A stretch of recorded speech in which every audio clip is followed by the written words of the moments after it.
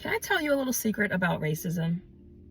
I want to tell you a secret about racism today because I think this is something that you may have never heard before and you may have never known, and that's not your fault and it's okay, but you're going to learn today. And now that you know better, it's going to be time for you to do better, okay? So I'm sitting here in a parking lot at the grocery store about to head into the store, and I was thinking about what I wanted to get. And I was thinking about food. We recently celebrated my mom's 80th birthday. We had a huge party for her. There was cake, there was cupcakes, right?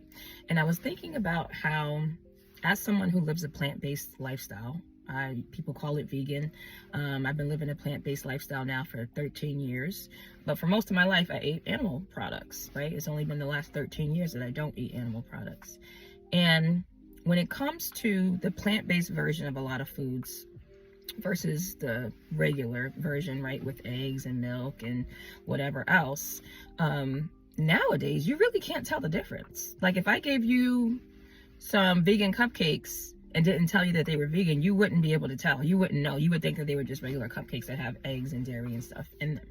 So I was thinking about how racism does not require your consent, your agreement, or your validation to exist, right? It's almost like that vegan cupcake. You can't tell the difference to whether it has dairy and eggs or whether it doesn't. You can't taste it. You don't taste the dairy and the eggs, you just taste the cupcake. You're just eating a cupcake, right? And so racism is a type of thing where it doesn't need your consent or your approval or your validation to exist. So for people to say, you know, well, I disagree with that, I don't think that's racist. Right, racism doesn't need your approval or your validation. Or I'm not racist, I would never do that. It doesn't need your consent. It doesn't need your consent either. All it needs is your passive participation. That's all racism really needs to exist, is your passive participation. See, it's been embedded into our societies, into the culture of our societies, into the institutions, and into the structures, and into the systems, and the policies, and the practices. It's been embedded, right? So basically, if you're not resisting it, if you're not fighting against it, if you're not challenging it, but you're just going along with the way that things have always been, it will continue to exist in perpetuity from one generation to the next generation to the next generation to the next generation. It will continue on. It doesn't need your consent. It doesn't need your approval. It doesn't need your validation. All it needs is your passive participation. You don't have to see it. You don't have to experience it. You don't have to taste it.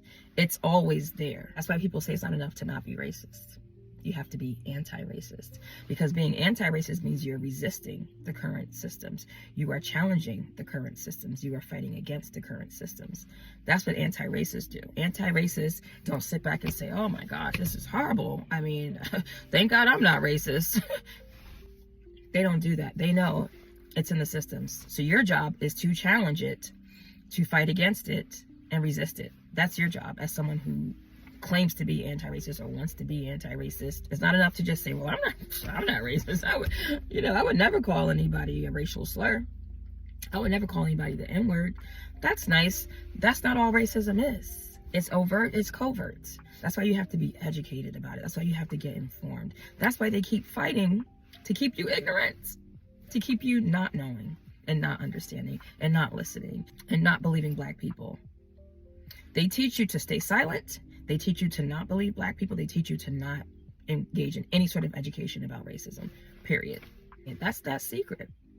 That's how you consent to racism, to being a part of these racist systems, to approving and supporting anti-Black racism without actually signing anything or verbally saying you consent to it.